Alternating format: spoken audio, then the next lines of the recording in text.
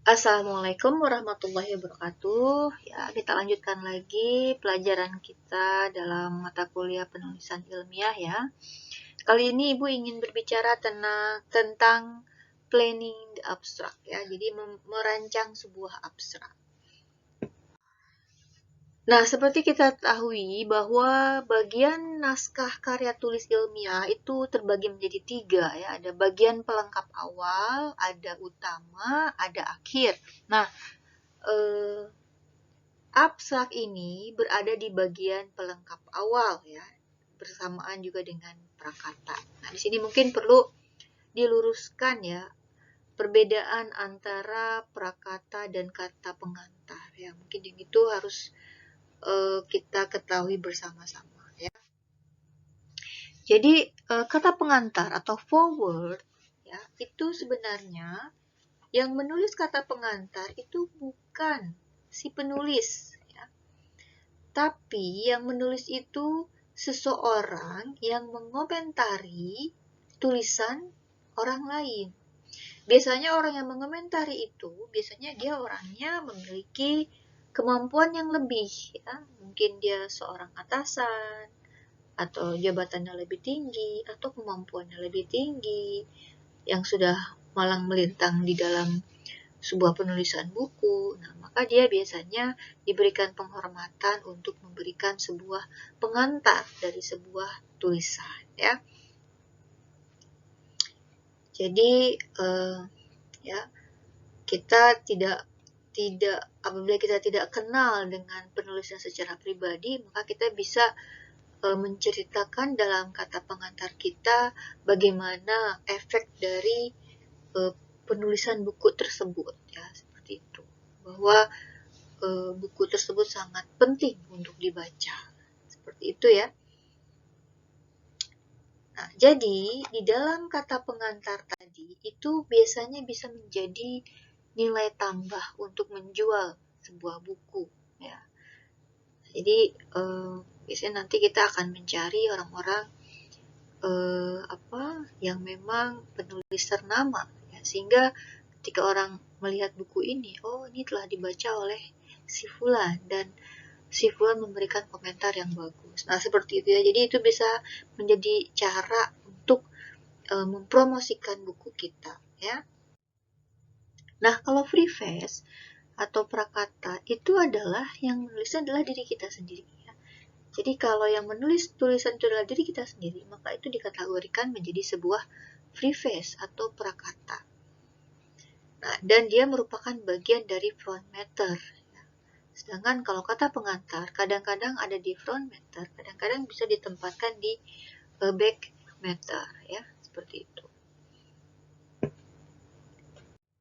Nah, jadi dalam prakata tadi ini biasanya kita menulis skripsi ya, misalnya kita bercerita bagaimana buku ini bisa hadir ya, apa isi dari buku ini, bab 1, bab 2 itu apa isinya, lalu apa tujuan dari penulisan buku ini ya. Jadi misalnya dalam skripsi dikatakan bahwa skripsi ini merupakan syarat ya untuk mendapatkan gelar sarjana misalnya ya. Skripsi ini berjudul bla bla bla ya, seperti itu. Dan sistematikanya mungkin juga bisa kita ceritakan ya. Dan juga biasanya di dalam sebuah prakata kita bisa menceritakan bagaimana perjalanan penulisan buku, masalah apa yang muncul ketika kita menulis ya, lalu kita mendiskusikan bagaimana proses dari riset yang kita lakukan, dan berapa lama buku ini ditulis, dan menceritakan bagaimana komentar ya, bagaimana kita bisa mensugestikan ya, merekomendasikan pembaca ya, bagaimana cara membaca buku ini atau untuk siapa buku ini diberikan. Dan yang paling penting ya, di dalam prakata kita bisa mengucapkan ucapan terima kasih ya. Nah, ini yang mungkin yang sering muncul ya di dalam skripsi juga, biasanya nanti terima kasih kepada siapa seperti itu ya. Jadi ini sudah aturan di panduan skripsi. karena nanti yang tanda tangan itu adalah dekan, kajur, lalu pembimbing ya, maka di situ wajib disebutkan terima kasih kepada dekan, kepada kajur ya, kepada pembimbing seperti itu. Lalu nanti biasanya kepada orang tua, kepada kawan-kawan ya, seperti itu ya. Nah, jadi dalam menulis sebuah prakata itu jangan terlalu panjang ya. Kalau memang bisa dibuat dalam 1 halaman, ya cukup 1 halaman. Ataupun kalau memang belum cukup, ya maksimal itu 2 halaman ya. Itu sudah cukup. Ini adalah contoh preface dari sebuah disertasi.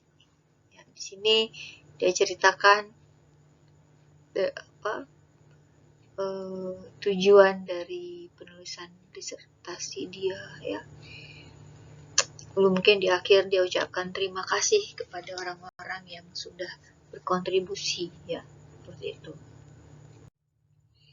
Ini adalah sebuah preface dari sebuah textbook ya. Ini bukunya adalah buku Mary L. Bowes ya, buku fisika matematik. Nah, di sini di kalimat ini dikatakan apa tujuan dari penulisan buku tersebut. Lalu menjelaskan pentingnya ya menulis buku. Lalu juga dia menceritakan bab-bab dari buku ini apa saja ya.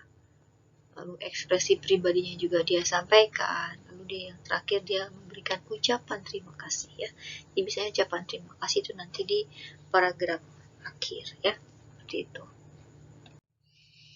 Nah, jadi secara umum kata pengantar itu adalah kata yang ditulis oleh seseorang yang bukan penulis ya. Yang biasanya dia merupakan pakar, pejabat, atau tokoh yang dihormati ya. Isi dari kata pengantar itu biasanya apresiasi terhadap karya penulis, apresiasi terhadap penulisnya ya, dan tinjauan dari karya penulis. Dan kalau prakata, maka dia ditulis oleh penulis sendiri. Tujuannya nanti dia ingin menceritakan apa tujuan dari penulisan buku ya, bagaimana sasaran dari pembaca buku ini, bagaimana sistematikanya, dan apa keunggulannya ya. Demikian. Jadi selanjutnya tadi adalah format dalam penulisan skripsi. Nah, di dalam sebuah paper itu juga terdapat format yang sudah lazim ya, yang biasanya ini sudah menetap ada ya. Jadi kalau di dalam paper itu ada judul, ada penulisnya, lalu abstrak, ada introduction bab 1, lalu material and method bab 2, lalu di bab 3-nya result, biasanya digabung dengan discussion.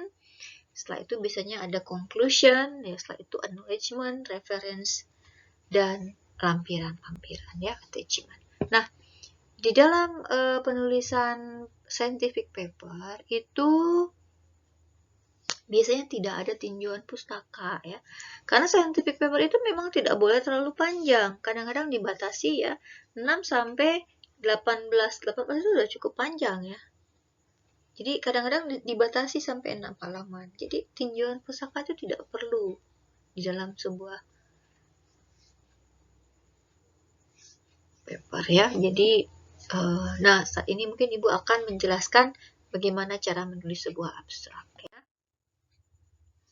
Sebelumnya mungkin judul ya. Jadi judul itu kita tahu harus bersifat informatif ya. Dan hindari ya dia terdiri dari sebuah singkatan ya. Dan kalau bisa dia harus memberikan informasi yang spesifik ya dalam kalimat yang cukup singkat. Dalam penulisannya biasanya judul menurut PUB itu adalah setiap awalnya ditulis dengan huruf kapital kecuali untuk preposisi, konjungsi, dan interjeksi ya.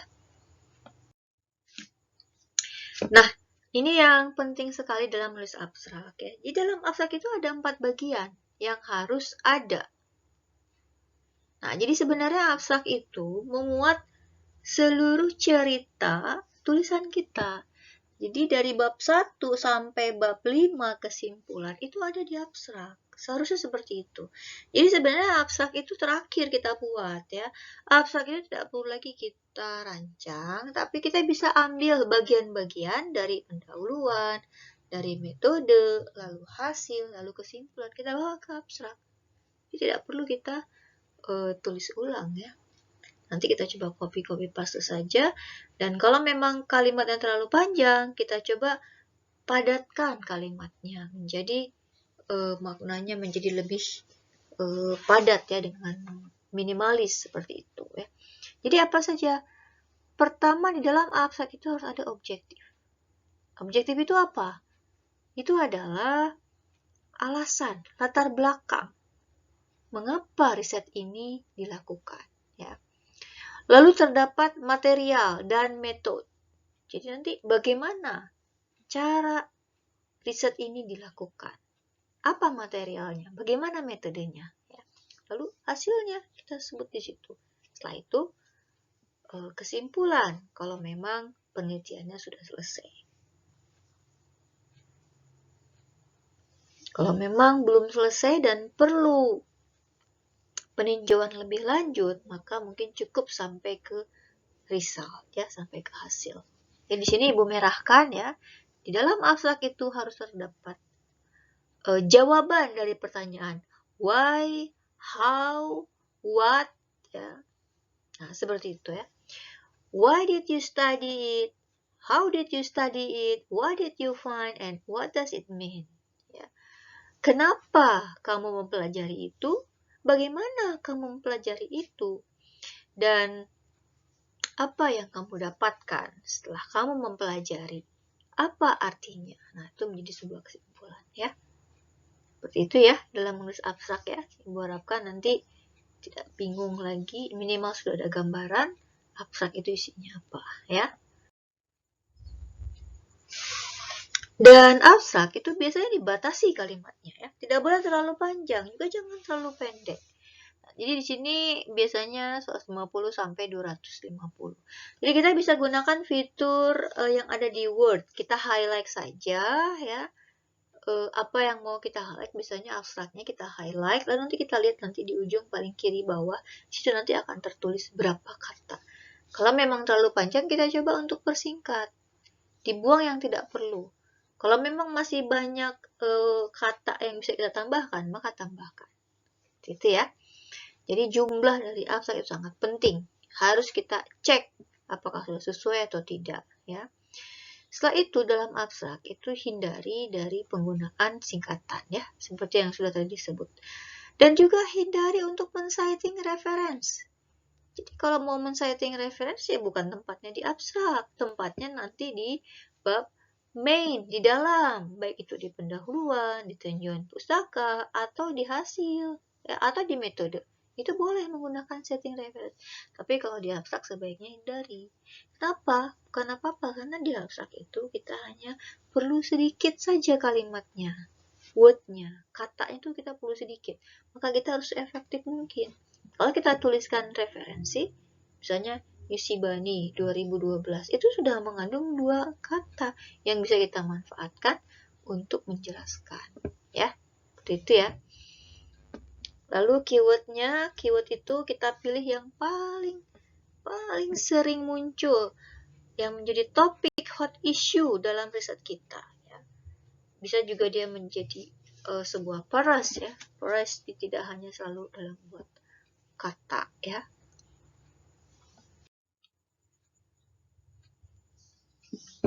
Nah, ini adalah contoh ya. Sebuah paper, judulnya di bagian medis ya. Lalu di paper itu dia diminta untuk mengklasifikasikan apa objektifnya, apa materialnya ya. Lalu bagaimana hasilnya, lalu apa impact-nya, apa konklusinya, apa kesimpulannya ya. Lalu di sini ada keyword. Nah, seperti itu.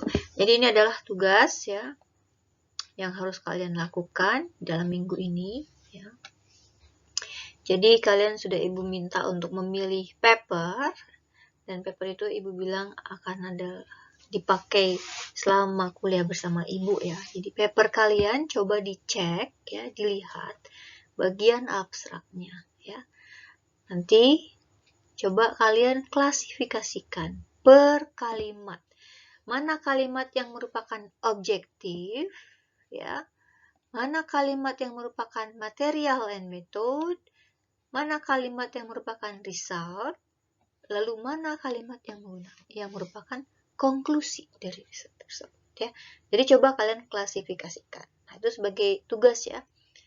Nah, jadi paper yang sudah kalian upload ke ibu kemarin ya, nanti akan ibu cek klasifikasi jurnalnya ya. Ada Q1 sampai Q4, ada jurnal internasional bereputasi, ada jurnal internasional tidak bereputasi, ada jurnal nasional terakreditasi, ada jurnal nasional tidak terakreditasi. Itu adalah jenis-jenis jurnal. Jadi kalau kalian memilih jurnal yang memiliki level Scopus atau impact factor atau kuartal Q1, nah kalian mendapatkan nilai yang bagus ya. Artinya kalian mencari jurnal yang high level, yang patut untuk dipelajari ya.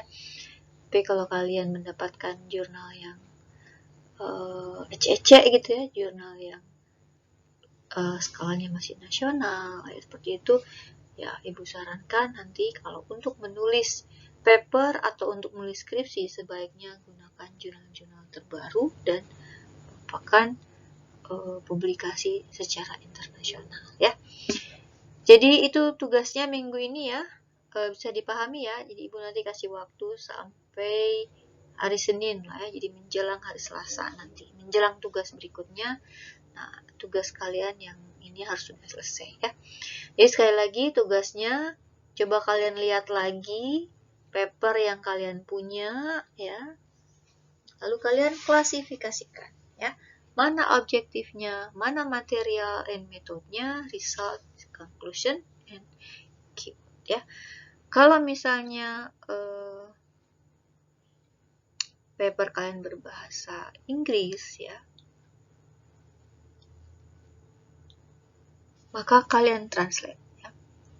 Jadi kalau kalian yang memilih paper-paper yang high level, yang jurnal dari Scopus, yang publish dari Springer, First Lab, atau Science Direct, atau Elsevier, itu mendapatkan nilai yang bagus dari ibu ya.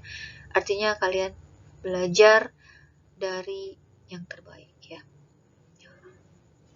Tapi sekali lagi, kalian sudah tidak bisa lagi mengganti paper ya, kecuali paper kalian nanti sudah seperti ini, sudah terpetakan. Artinya kalian tidak melakukan apa-apa.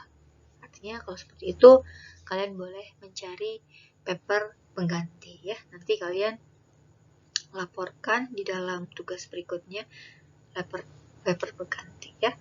Jadi nanti ketika upload itu kalian sertakan juga papernya ya, kalau memang papernya diganti. Tapi kalau masih menggunakan paper yang disubmit minggu lalu, maka tidak perlu ya. Itu saja mungkin pertemuan kita hari ini ya, semoga tetap sehat ya. Wassalamualaikum warahmatullahi wabarakatuh.